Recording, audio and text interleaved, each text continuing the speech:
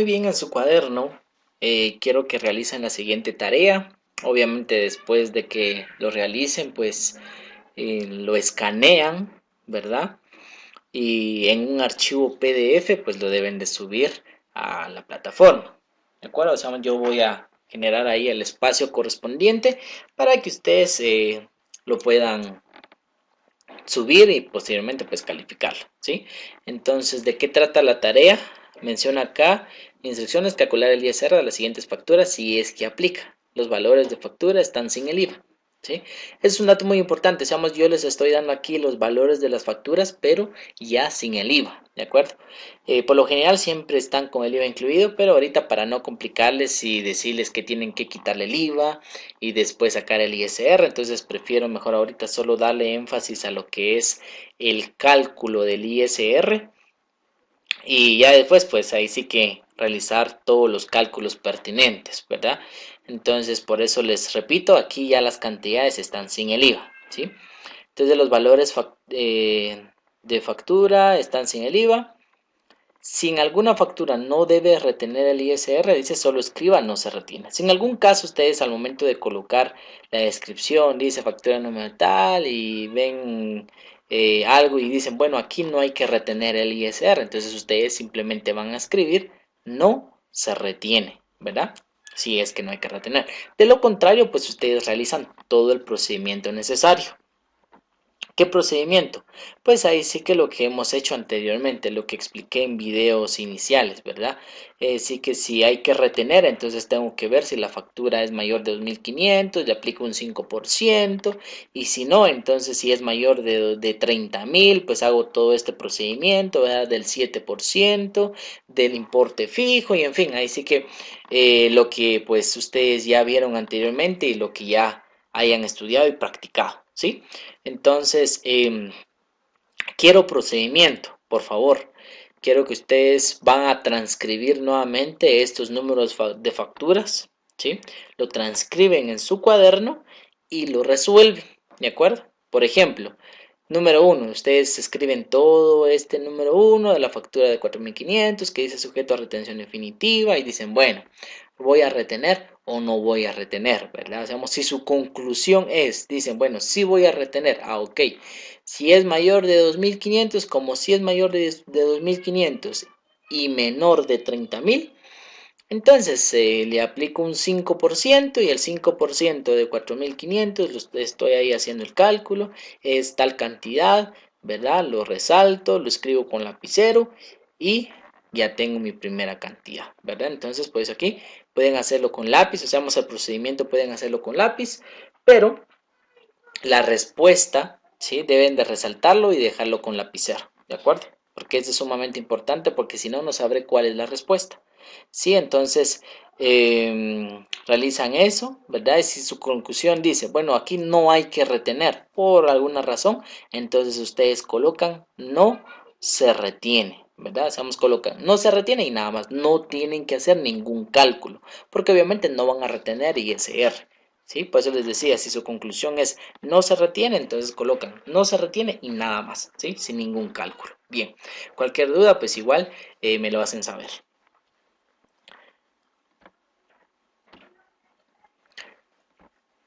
A pesar de que pues necesitamos poder avanzar lo más rápido posible y demás, pero eso no significa que dejemos a un lado comprender cada uno de los temas y libros que nos interesa en el área contable, ¿sí?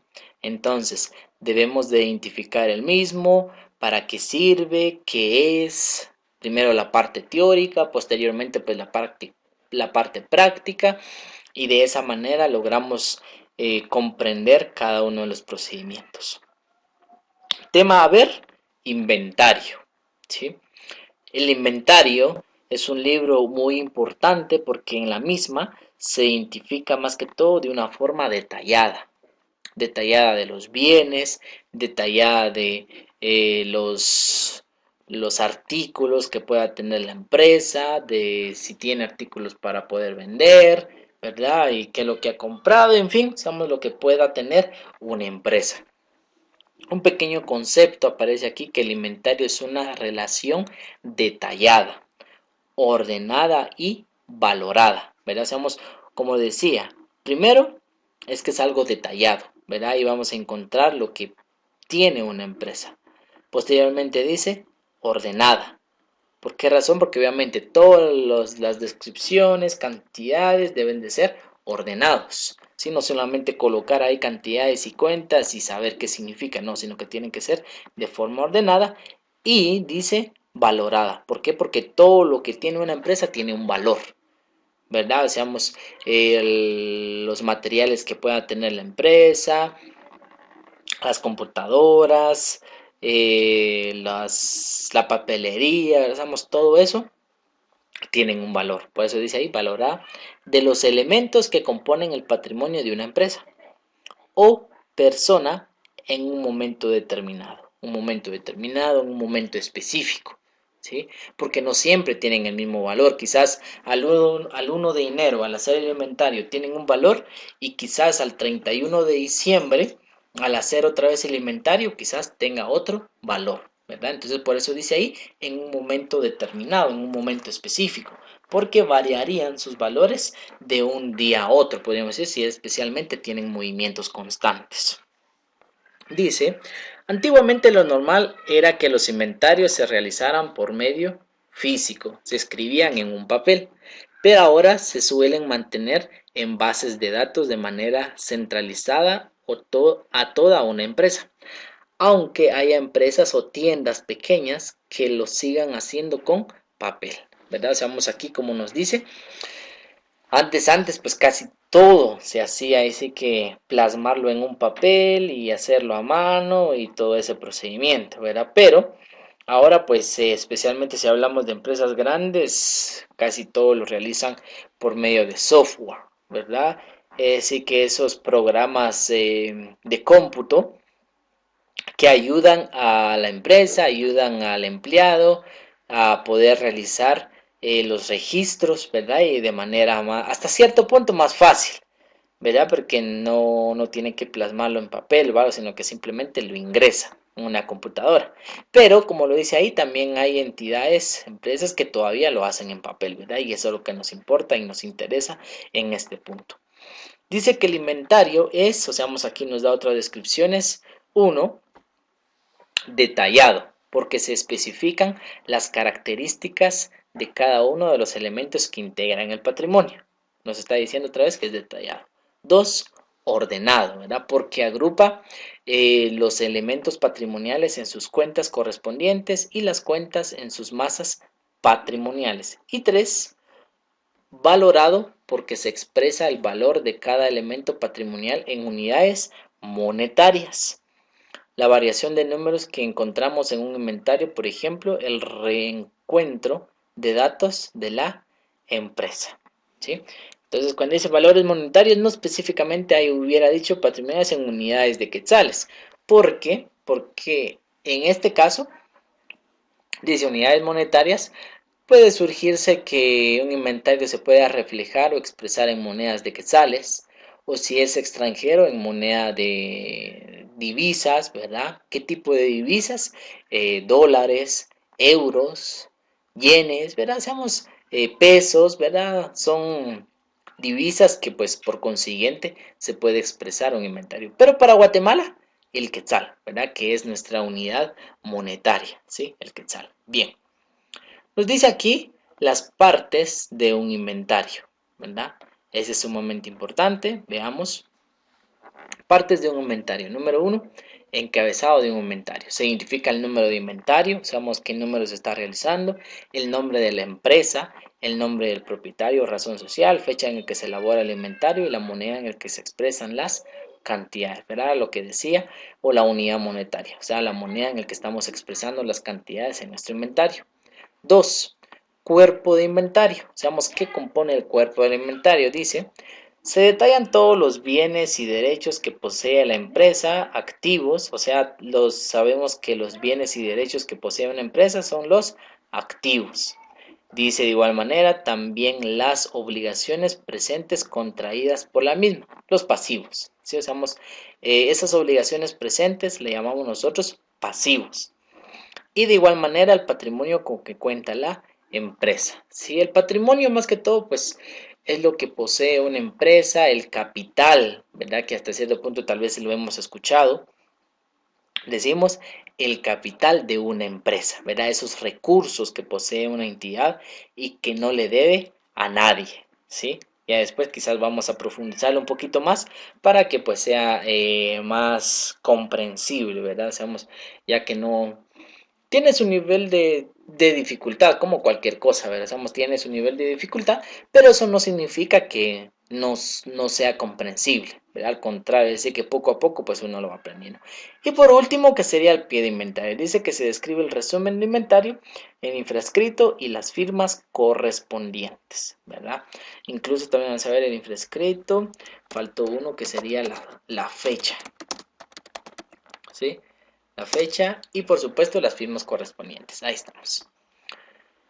Después de ver lo que son las partes de un inventario, dice aquí los elementos que componen un inventario. Tenemos el capital activo. Vamos, aquí le describe como un capital activo, ¿sí? Todos los activos, dice aquí, son los valores y bienes que posee una entidad. Un concepto sencillo es esto: valores y bienes que posee una entidad, ¿verdad? Lo que es un activo. Un concepto sencillo, fácil de comprender y demás, ¿verdad? Son algo que nos ayuda a comprender rápido. Dice, hay activos fijos, dice que son los activos que no producen dinero directamente, sino que aportan a la productividad, ejemplos, bienes inmuebles o herramientas. ¿Sí? Como lo menciona, los activos fijos pueden ser esos inmuebles, cuando decimos un inmueble, un edificio, un terreno, ¿verdad? Las herramientas, pues lo que se utiliza en una entidad o algo que pueda utilizar para uso del mismo. Podemos decir también una maquinaria, un vehículo, equipo de computación, mobiliario y equipo, ¿verdad? Decíamos, en fin, esos activos que especialmente la empresa lo adquiere para uso del mismo, ¿sí? O sea que va a comprar computadora no para venderlo, sino que para que lo use su personal, para que lo use la secretaria, el contador, recepcionista, somos todos los que están en las diferentes áreas que necesitan una computadora. Mobiliario, equipo, de igual manera, verá mesas o escritorios y demás, o sea, es nuestro mobiliario y que lo debe de utilizar dentro de la empresa. Esos son nuestros activos fijos. También lo clasifica como activo circulante. Esos son los activos que permiten el negocio. Ejemplos, materias primas. O sea, podemos decir que las materias primas o nuestra mercadería, ¿sí? Por ejemplo, vamos a comprar productos para poder venderlo, ¿verdad? Imaginemos que nos dedicamos a la venta de productos electrodomésticos, licuadoras, refrigeradoras, estufas, ¿verdad? Todo eso que compramos es un activo circulante. ¿Por qué? Porque obviamente va a estar entrando a la empresa y posteriormente saliendo de la empresa, ¿sí? Compra-venta, lo compramos para poder venderlo. Activo disponible, dice ahí, es el dinero con el que cuenta en los bancos. O podemos decir también lo que cuenta en efectivo, ¿sí? El activo disponible es ese efectivo que se puede tener tanto físicamente como depositados en las cuentas bancarias. Activos exigibles, dice cobro de créditos, como por ejemplo clientes que aún deben, ¿sí? Los activos exigibles más que todo componen de esas cuentas en el que existen en la empresa y que posteriormente pues o más que todo son personas quienes deben a la empresa por cualquier cosa, por haberles vendido mercadería al crédito o haberles prestado dinero, ya sea a terceras personas o a los empleados, en fin, somos esos activos o sí, pues esos activos que generan un crédito más que todo y que se le debe a la empresa, ¿verdad? Esos son activos exigibles. Hay otros que dice activos transitorios, dice que son cuentas propias, por ejemplo, adelantos de largo plazo, ¿sí? Pueden ser adelantos o especialmente si hablamos de préstamos a empleados, ¿verdad? Se le da un préstamo a algún empleado y posteriormente no lo debe. Son activos transitorios que no permanecen tanto tiempo, porque quizás hoy se genera y al fin de mes se elimina, ¿verdad? Entonces son detalles que como que no persisten mucho tiempo, ¿sí? Sino que pues ahí son activos transitorios. Activo nominal dice que son bienes intangibles como por ejemplo sucursales. Cuando dice aquí un activo nominal o bienes intangibles, a veces se generan activos que son quizás fijos, pero intangibles, o sea que no se puede palpar. Si no podemos decir, bueno, aquí tengo mi activo y esto es, y no se puede palpar, ¿verdad? Digamos, esos son más que todo los activos nominal, como lo dice acá. Sí, hay diferentes nombres y demás, pero pues aquí no nos vamos a perder demasiado en identificar los, los diferentes nombres y profundizar mucho en ese sentido, porque al final pues lo que nos interesa son los registros correspondientes. Activo de orden no modifican el capital, ¿sí? Son activos que por lo general quizás existen en la empresa, pero no están modificando el capital. Más adelante yo voy a explicar qué cuentas son las que se refieren a eso y de igual manera para qué sirven. 2. Capital pasivo. ¿Sí? Dice, son las deudas que la entidad ha generado. Ese es un pequeño concepto, podemos decir. Son deudas que la entidad ha generado. Pasivo exigible, como dice, son las deudas a terceros, como por ejemplo las hipotecas. Cuando dice hay activos exigibles, más que todo son activos de gran importancia, ¿sí?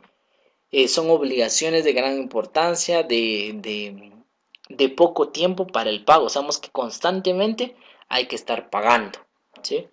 Esos son activos exigibles, pasivos exigibles. Hay pasivos no exigibles que dicen acá, son las responsabilidades que tiene la empresa. ¿Sí? Somos todo lo mencionado son responsabilidades, pero hasta cierto punto hay unos pasivos u obligaciones que conllevan un poquito más de tiempo, ¿sí? Porque hay una gran diferencia en el que yo tengo que pagar obligatoriamente una deuda, obviamente todos son obligatorias, pero la diferencia es que yo puedo pagar una deuda ya de aquí a mañana. Por ejemplo, yo tengo una deuda y mañana tengo que pagarlo. Eso es un pasivo exigible. Sabemos que ya tengo que pagarlo.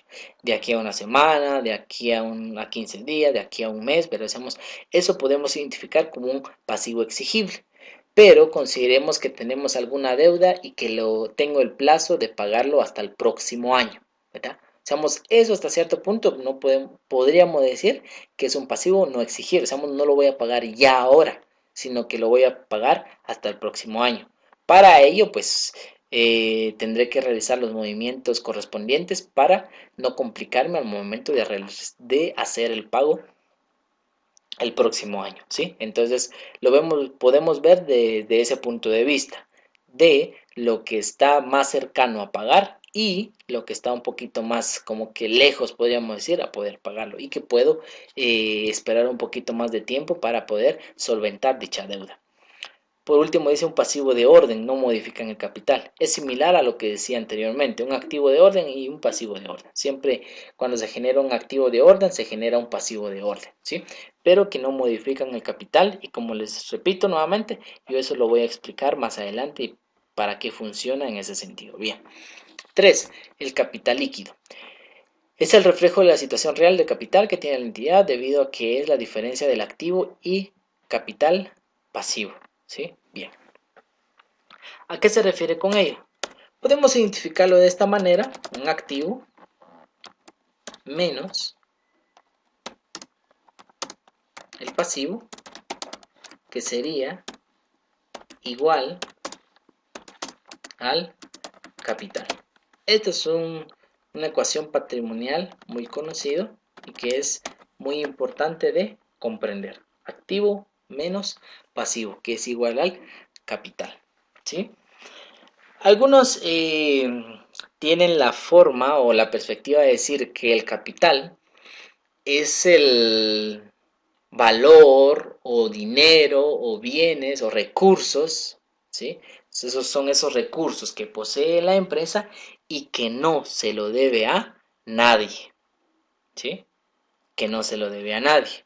¿Cómo podemos identificarlo en ese sentido? Vean pues, por ejemplo, imaginemos que tenemos un capital, perdón, un activo de 100.000 quetzales, ¿sí?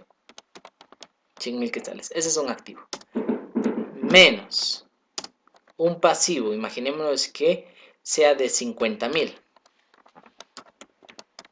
¿sí? 50.000, ok. Entonces, si la empresa tiene un activo de 100.000 y un pasivo, seamos una deuda de 50.000, imaginémonos que tomemos 100.000 para pagar los 50.000, al final, ¿cuánto nos quedaría? 50.000 quetzales. Entonces, esto es nuestro capital, ¿sí? 100.000 menos 50.000 es igual a 50.000, ¿sí? Entonces, este es el capital y como les decía, es el recurso que tiene la empresa o la entidad y que no se lo debe a nadie, o sea, es como propio, ¿sí? Podríamos decir, imaginémonos, como personas particulares, tengo 100 quetzales y debo 80, al momento de pagar los 80, ¿cuánto me quedan? 20 quetzalitos, ¿verdad? Esos 20 es lo que representa mi propio capital, ¿sí? Tengo 1.000, debo 600, ¿cuánto sería mi capital? 400, ¿verdad? Es esa cantidad que se tiene y que no se le debe a nadie. Es una forma de verlo y de decirlo para que sea más explícito, ¿verdad? Y de esa forma pues sea más comprensible. Bien. Esa es una forma de ver que el activo menos el pasivo es igual al capital, ¿sí? Se le conoce como patrimonio, perdón, ecuaciones patrimoniales.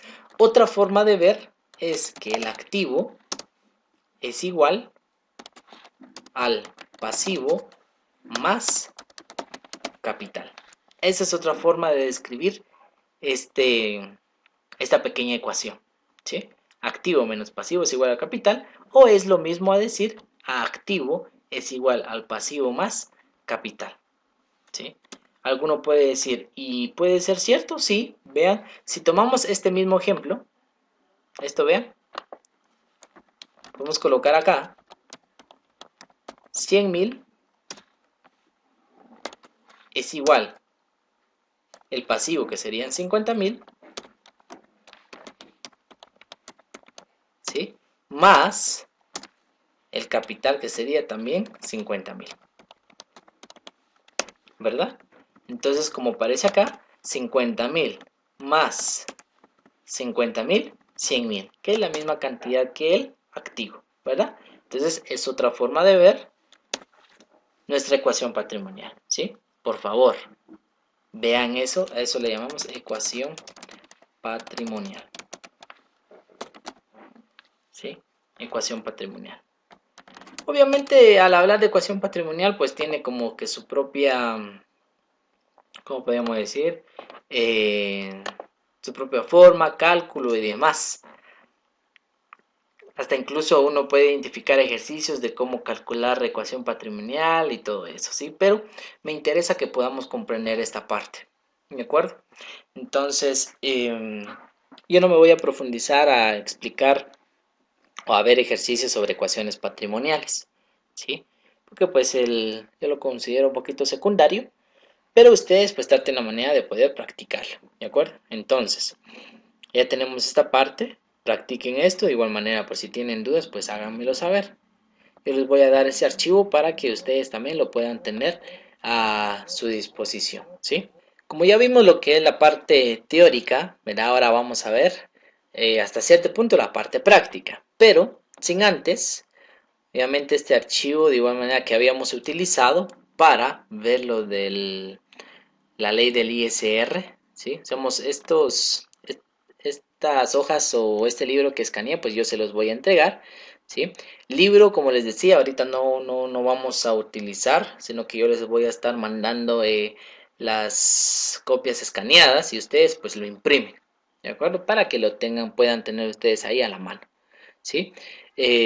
Porque estar comprando libros, pues como les menciono, yo no utilizo solamente un libro, sino que voy para contabilidad de sociedades y utilizo varios, entonces no hay uno en específico que tengan todos los temas que necesito poder darles, ¿de acuerdo? Entonces, por eso esa sería la razón. Bien, aquí en la página 35, la primera página que les estoy mostrando, habla sobre un balance de situación general o balance general, que es similar a poder realizar una estructura de inventario. ¿sí? Entonces, voy a explicar unos detalles importantes. Hay algunas cosas que quizás no lo voy a explicar porque pues ya lo mencionamos hace un momento, ¿sí? Si no, sería absurdo estar repitiendo todo nuevamente, ¿de acuerdo? Entonces, dice aquí, el balance de situación general es un documento que muestra la situación financiera de una empresa a una fecha determinada. Los elementos que lo integran ya sabemos que son el activo, el pasivo y el patrimonio neto o capital, ¿verdad? Lo mismo que decíamos del inventario,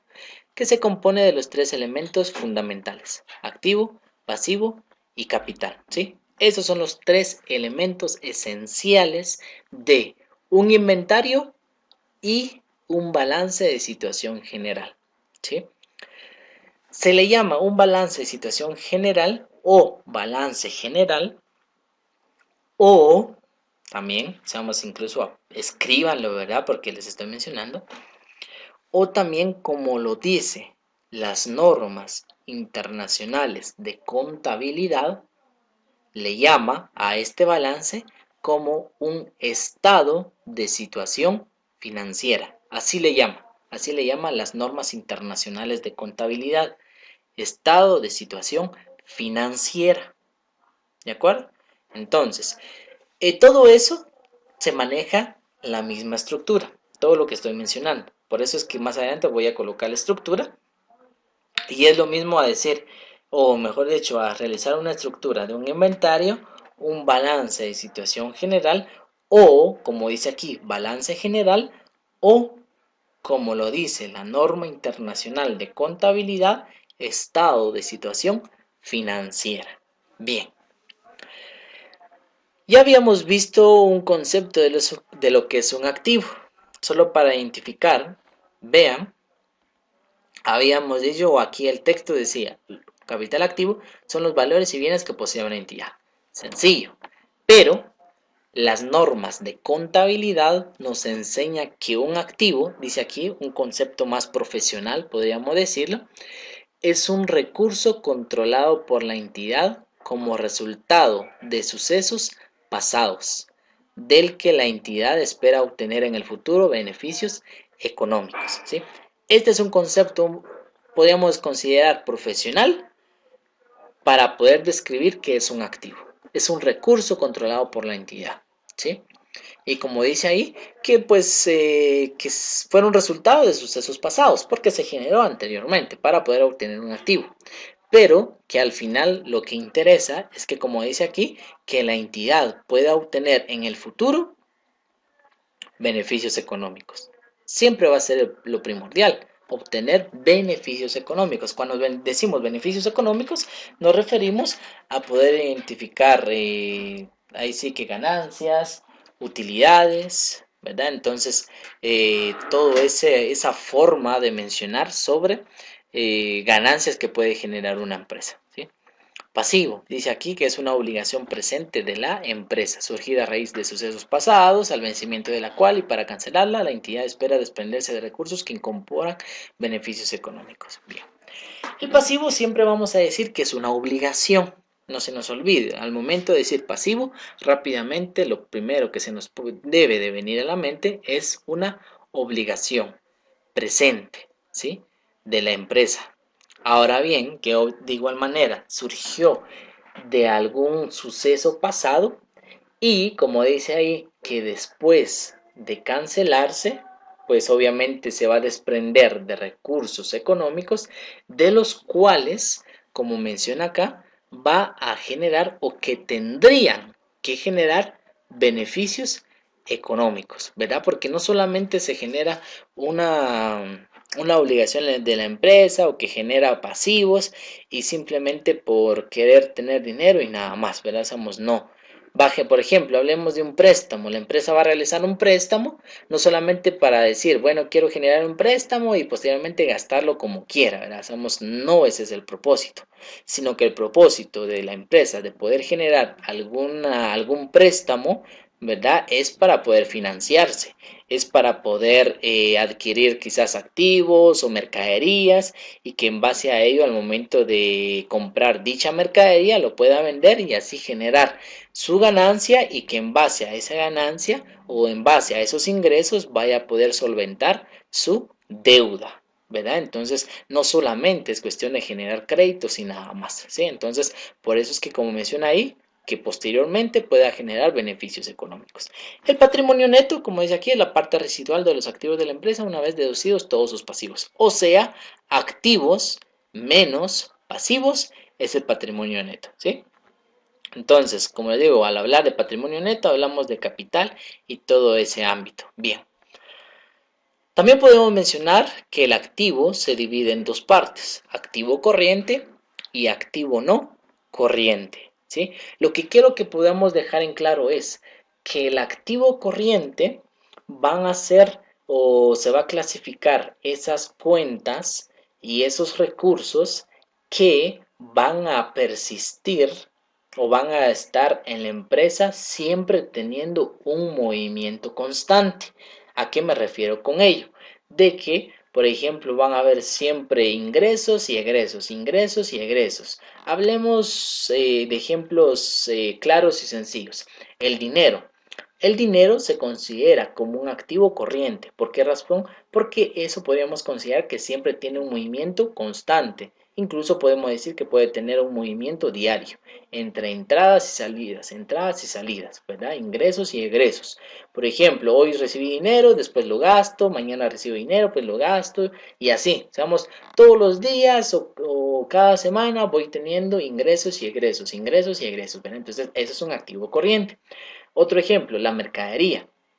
La mercadería, de igual manera, es un activo corriente. ¿Por qué razón? Porque voy a comprar y vender. Aunque pueda decir, bueno, yo voy a comprar, pero cada mes, cada mes yo voy a estar comprando. Y vendo cada semana, por ejemplo. Sí, pero si estamos viendo, tiene un movimiento constante. Siempre hay una compra y una venta, ¿sí? Entonces, debemos de considerar que esos activos corrientes deben de estar dentro del plazo de 12 meses, ¿de acuerdo? O sea que ahora que estamos en enero, podríamos decir todas esas cuentas que van a tener un movimiento dentro de este mes 2021, le vamos a llamar un activo corriente, ¿sí? ¿Por qué razón? Porque va a tener un movimiento constante de entradas y salidas. ¿Sí? O sea, que sus cantidades van cambiando, se van modificando constantemente. ¿De acuerdo? Entonces a eso le llamamos lo que son los activos corrientes. Ahora bien, ¿a qué le llamamos los activos no corrientes? A esas cuentas o bienes que son recursos que permanecen en una empresa por más de un año.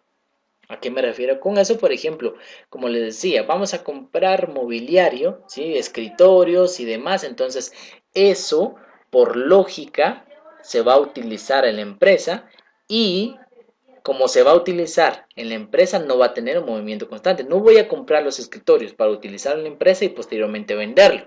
Si vamos a un corto tiempo, sino que quizás lo voy a vender, pero de aquí a un año, de aquí a 2 años y demás. Entonces, son esos recursos que va a utilizar la empresa, pero para su propio beneficio. ¿Sí? O sea, que va a permanecer en la empresa y que de esa manera no va a tener un movimiento constante. Seamos de compra-venta. ¿Sí? O sea, no va a tener eso de que voy a comprar, después lo vendo, lo compro y después lo vendo. No, sino que lo voy a comprar para poder utilizarlo por más de un año. ¿Sí? Entonces, a eso es lo que se le llama un activo no corriente. Ahora bien, los pasivos también se dividen en corriente y no corriente, pero nuevamente podemos decir que el pasivo corriente, como es una obligación, son esas deudas que se van a solventar o se van a pagar o se generan dentro del plazo también de 12 meses, o sea, de un año. ¿De acuerdo? Si yo tengo un pasivo que se va a pagar por hasta el próximo año, ¿sí? Entonces, eso es un pasivo no corriente, ¿de acuerdo? Seamos, todos esos pasivos que se deben de pagar o se generan dentro de un año, plazo, seamos dentro, ¿de acuerdo? Estamos dentro de los 12 meses, eso es un pasivo corriente, pero si el pasivo lo voy a pagar hasta el próximo año, o sea, el plazo mayor a 12 meses, entonces eso sería un pasivo no corriente. Bien. Posteriormente tenemos, dice acá, los principales requisitos que deben incluir los estados financieros. el nombre u otro tipo de identificación de la empresa, si es una empresa individual o pertenece a una sociedad, el periodo que cubre o la fecha de cierre según el estado financiero de que se trate, la moneda en la que se presenta la información, el nivel de precisión utilizado en la presentación de las cifras, ¿sí? O sea, más que todo, toda la información pertinente para poder identificar qué libro se está realizando, qué fecha se está identificando, el nombre de los dueños de dicha empresa, si es una sociedad o es una empresa individual, y de igual manera las cifras o el tipo de moneda, mejor dicho, que se está expresando las cifras. ¿De acuerdo? Seamos el tipo monetario o qué tipo de moneda se está utilizando para identificar las cantidades reflejadas en los libros contables. Bien, aquí nos aparece un cuadro sinóptico, como menciona acá, para identificar las estructuras de lo que puede ser un balance. ¿De acuerdo? Entonces, ¿a qué me refiero con eso? Me refiero a cómo se supone que vamos a ordenar las cuentas en un balance o en un inventario, ¿sí? Enfoquémonos en un inventario, porque quizás mencione balance y demás y quizás los pueda confundir, ¿de acuerdo? Enfoquémonos ahora con el inventario, que es lo que vamos a ver más adelantito. Entonces, al hablar de un inventario, podemos decir que siempre vamos a iniciar con lo que son los activos, ¿de acuerdo? Entonces, cuando decimos en ese sentido, acá, de los activos, esta estructura está de acuerdo a la naturaleza de las actividades de la empresa, ¿sí? Usamos esta forma de estructura, se le llama de acuerdo a la naturaleza de las actividades de la empresa. Primero se colocan los activos no corriente y después los activos corriente, ¿sí? Eso es lo primero, activo no corriente, después activo corriente. Ahora bien, después de eso se coloca en la parte media el patrimonio neto. Por último, se va a colocar el pasivo no corriente y después corriente, ¿sí? Esa es la estructura de un inventario o un balance, ¿verdad? De acuerdo a la naturaleza de las actividades de la empresa. Ahí lo escriben, ¿sí? Por favor, escriben que esta estructura es de acuerdo a la naturaleza de las actividades de la empresa. Bien, y también tenemos otra estructura que se le llama de acuerdo a la liquidez de la empresa. Como dice aquí, estructura de acuerdo con el grado de liquidez de la empresa. Es casi lo mismo, pero sería de la forma siguiente. Tenemos primero el activo, eso no cambia, pero aquí primero se va a colocar el activo corriente y después no corriente. ¿Ven la diferencia?